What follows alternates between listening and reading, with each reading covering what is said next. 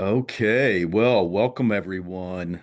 So good to have you join in, and so delighted am I today to welcome my dear brother and deep friend, um, courageous beacon in the faith, Bishop Malkhaz from the Peace Cathedral in Tbilisi, Georgia, and someone who is no stranger to Broadway and has brought much of his joy and wisdom to us in times past. And I'm looking so forward to having him with us today to have a little conversation about the Peace Cathedral and also its ministry and mission extension, the Gory Soup Kitchen. So, just at the outset here, Malkaz, welcome back.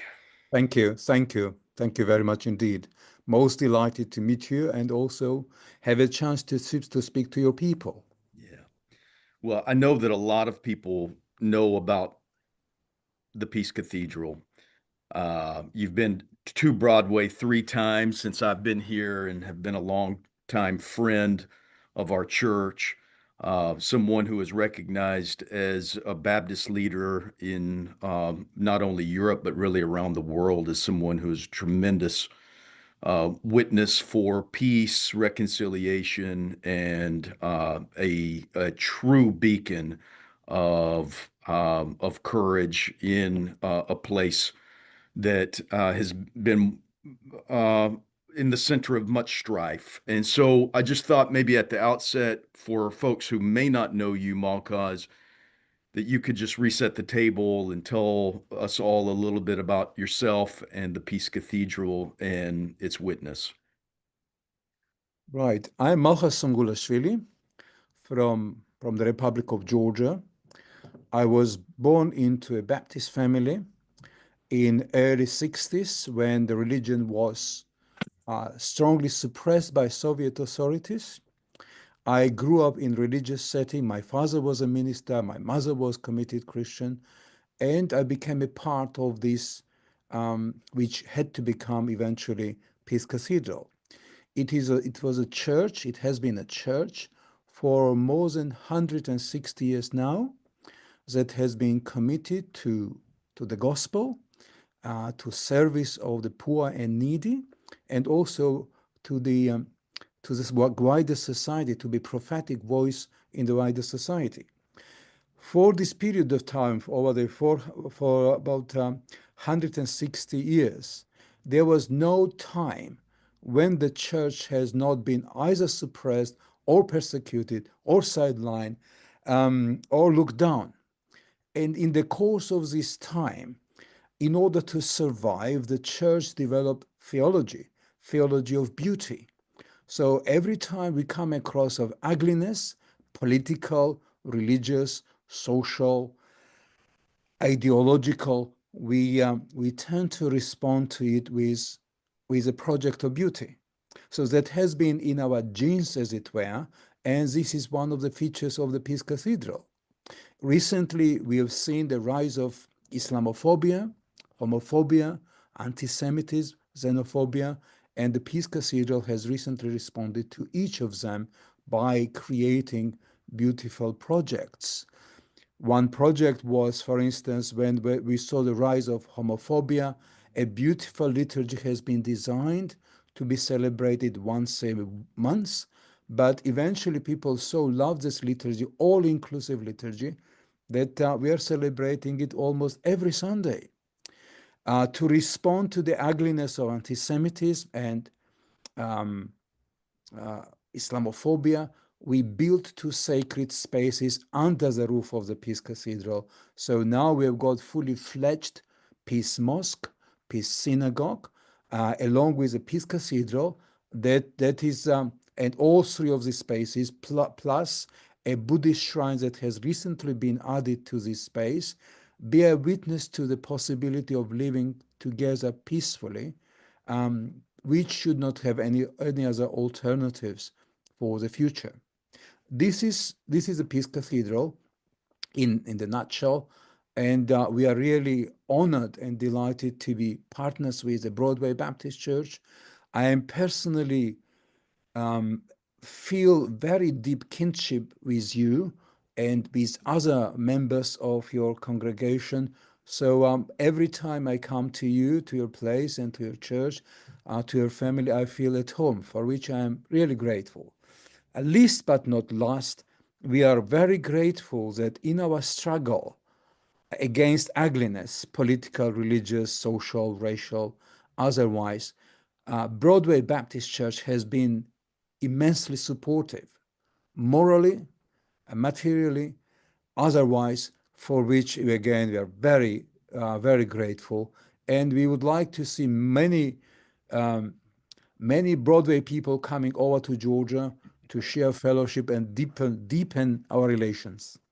I know a few Broadway people have come over there. I have yet to make my way and must do so one of these days, Malkhaz.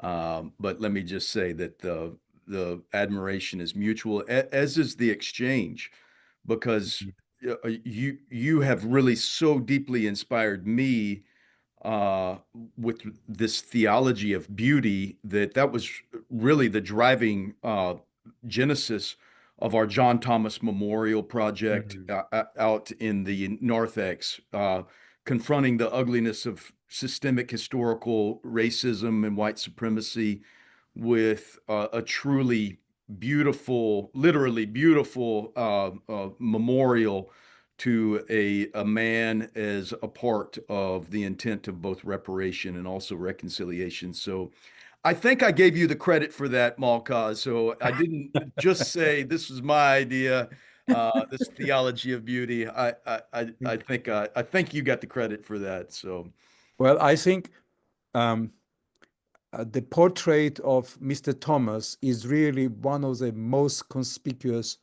pearls of the Broadway Baptist Church, along with its story, very poignant story, and also the story of redemption and reconciliation with the past.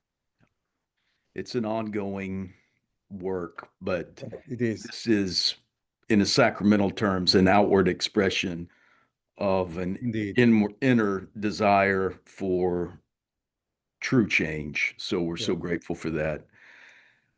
Malkaz has been a hero to me since the early 2000s. I heard him on the radio, on National Public Radio, um, after the invasion of the Republic of Georgia. You were on the radio, and I was so taken with your personhood and your church. And I wish that you might just share a little bit. That was, of course, when Russia had invaded the Republic, and a very strong, defiant stand was made against that invasion, both from the citizenry of the Republic of Georgia and also from, or I should say, with support from the United States during the George W. Bush era, his presidency. But well, let's just say times have changed, haven't they, Malkaz? And we are living in a very different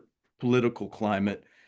And I would like to invite you to share a little bit about how what is the circumstance now in Tbilisi in the Republic, and how is the church responding to the ugliness of the world in acts of beauty?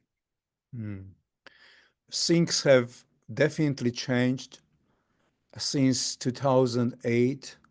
That was Russian invasion of Georgia, but not in the right direction, I'm afraid. First it was Georgia that was invaded in 2008. Then in 2014, Crimea was taken away by Russians. And then finally in 2022, Russia invaded, Russia started full-scale military operation against Ukraine, which has been continuing until this time. So all of us have a feeling that we live under shadow of war. Nobody feels secure, nobody feels protected, and there is a sort of longing to the time when moral high grounds will be reestablished, peace arrives, but this peace is, by the peace, I do not mean just a lack of bombardments of Russia by Russian aircrafts, but what I mean that by peace, when when people in Eastern Europe, in Gaza, in Ukraine, everywhere in the world enjoy full freedom and peace within their own cultures and possibility to develop their cultural, creative possibilities, spiritual possibilities everywhere.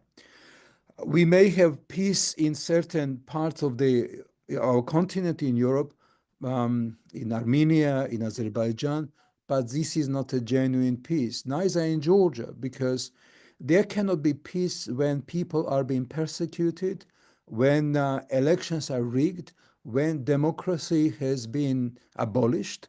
So this is what have been seen since October 2024. For 180 days, we have been protesting in the streets of Tbilisi continuously. Young and old and students and elderly, all protesting against about the rigged elections and also atrocities and violence committed by the government against protesters. Young people have been arrested, abused, detained. Some of our some of our members of the Peace Cathedral have also been detained and they had to pay fine. So the situation is really devastating, but something that is immensely, immensely beautiful about it. We see young people, young and old, standing together for democracy, and especially these young people, so they are so deeply committed to justice, fairness, because they were born after the breakup of the Soviet Union. This I sometimes I say in public that since Homo sapiens came into being in Georgia, we never have such a beautiful generation that is well educated, committed to education, development, having deep compassion not only to the sidelined and persecuted, but also animals and birds and the air, the climate change, etc. So it seems so treacherous of our own government to suppress the brilliant generation that we have now that could be agents of of peace, development, and democracy, not only in our country but in the region as well. So, but I'm really impressed and proud of by the resilience of these young people, standing in snow and cold and in rain for 180 days is not easy, but spirit of the people have not been broken despite oppression of our government that has been playing Russian games, which has chosen policy of appeasement to the Putin regime, and continues so, and gains various sorts of resources for that. It's a bloody money that has been received and accumulated by the government, which seems brutally unfair and unacceptable. Malkhaz, you inspire me so much. The cathedral's witness in the face of autocracy and despotism. We were talking earlier online. We know you mentioned Mr. Putin.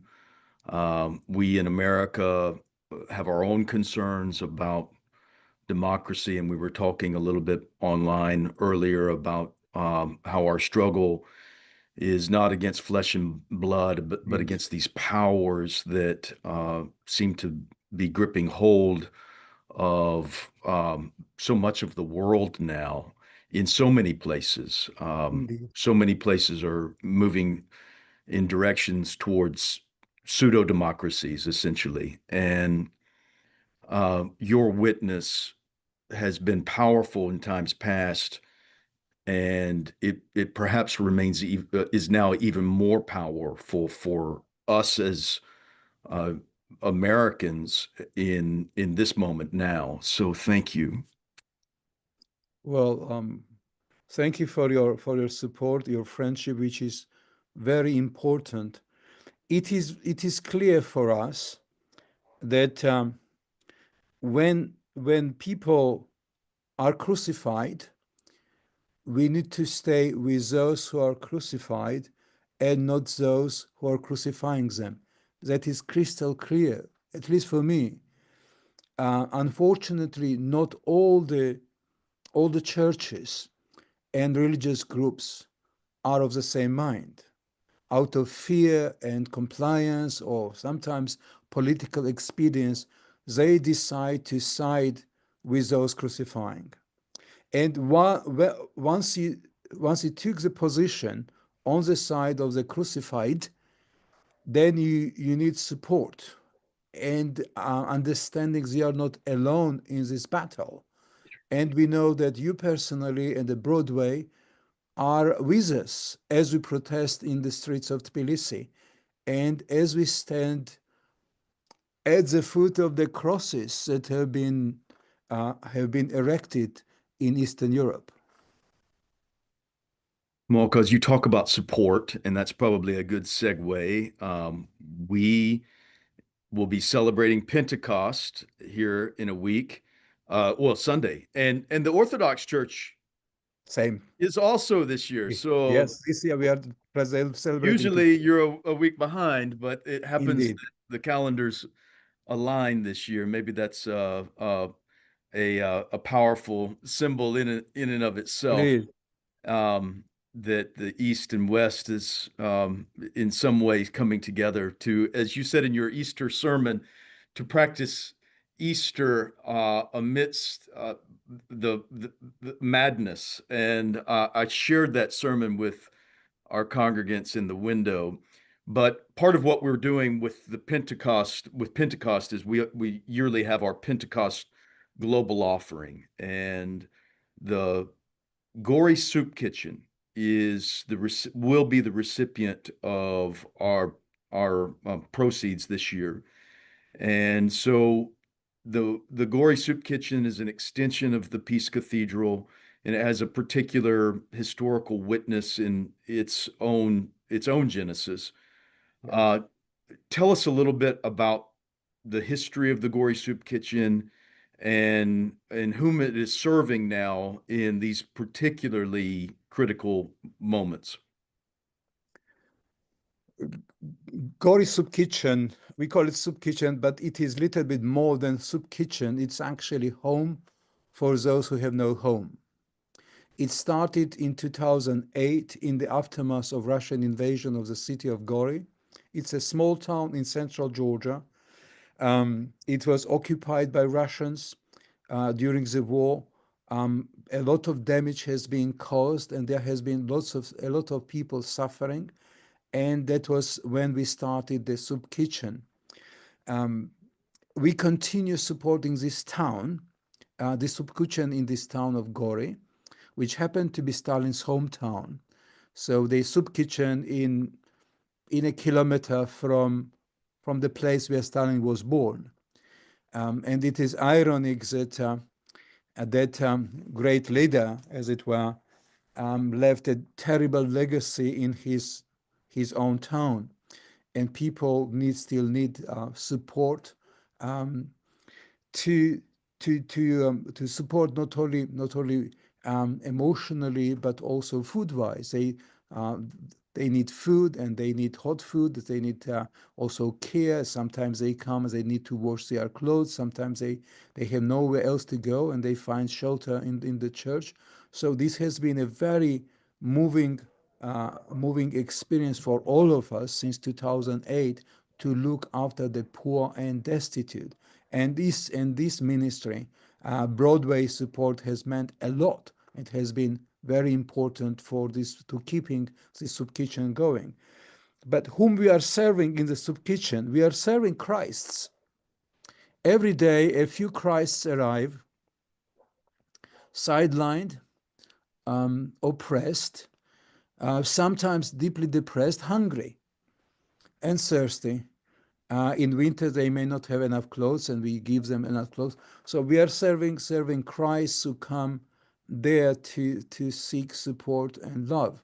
And in my view, this is the most important ministry we can possibly have.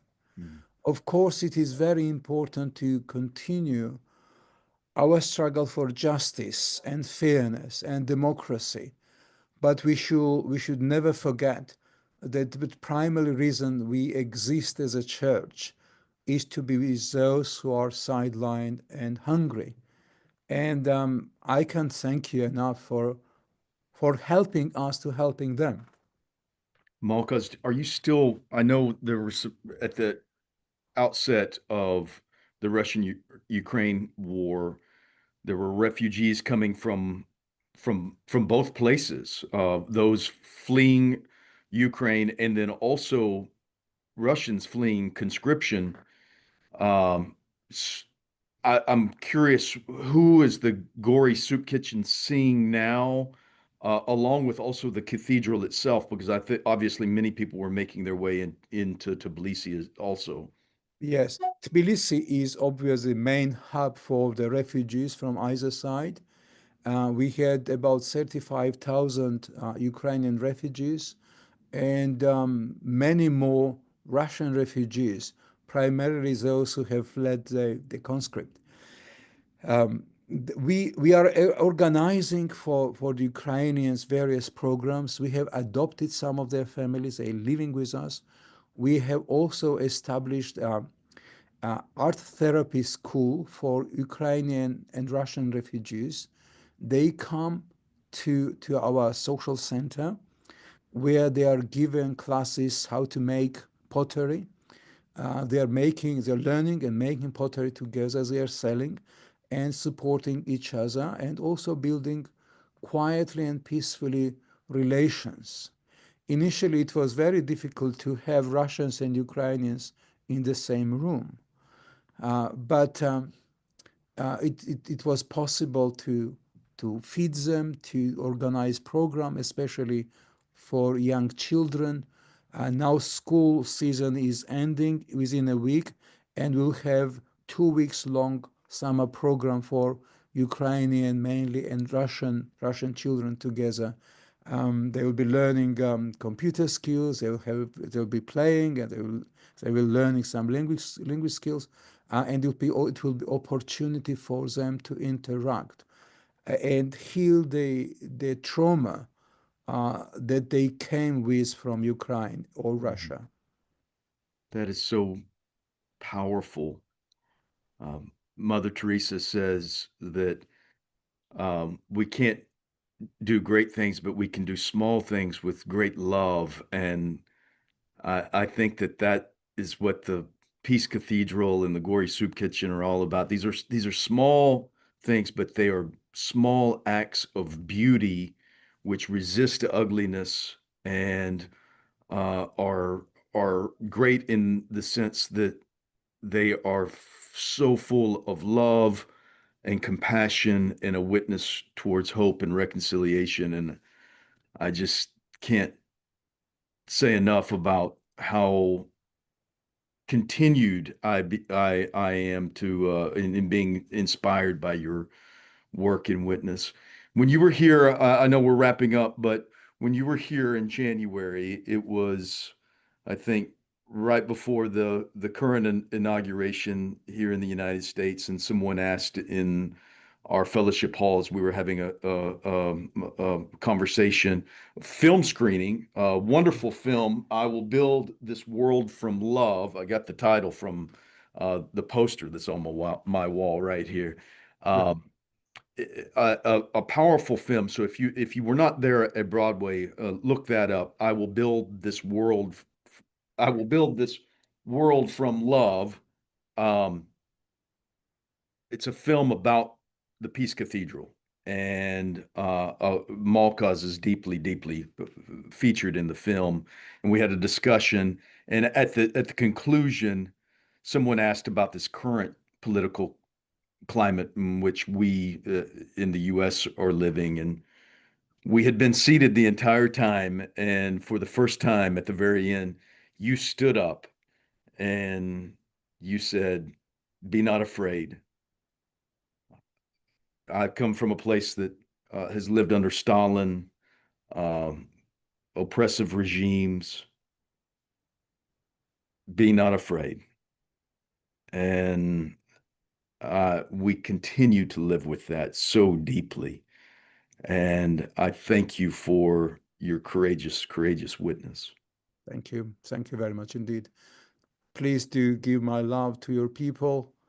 Um, we count on your prayers, on your support, on your friendship, and we would like to see many of you coming to Georgia to enjoy fellowship together. This sounds like an invitation. It is an invitation, actually. We're going to take, more of us are going to take you up on that. Malkhaz, Indeed. thank you for your witness and your joy. Thank you very much. All the blessings to you. Allow me to pray for you, would you? Thank you, please. Gracious one, you inspire us towards beauty. And we thank you for this beautiful, beautiful man and his beautiful, beautiful work and witness. May he be not afraid. And may he continue to be love and to be light. We are so grateful to be in the company of one another. We pray these things in Jesus, the reconciler's name. Amen. Amen. Malkhaz, thank you so much. Thank you. Thank you. Greetings to your people, your family, your kids.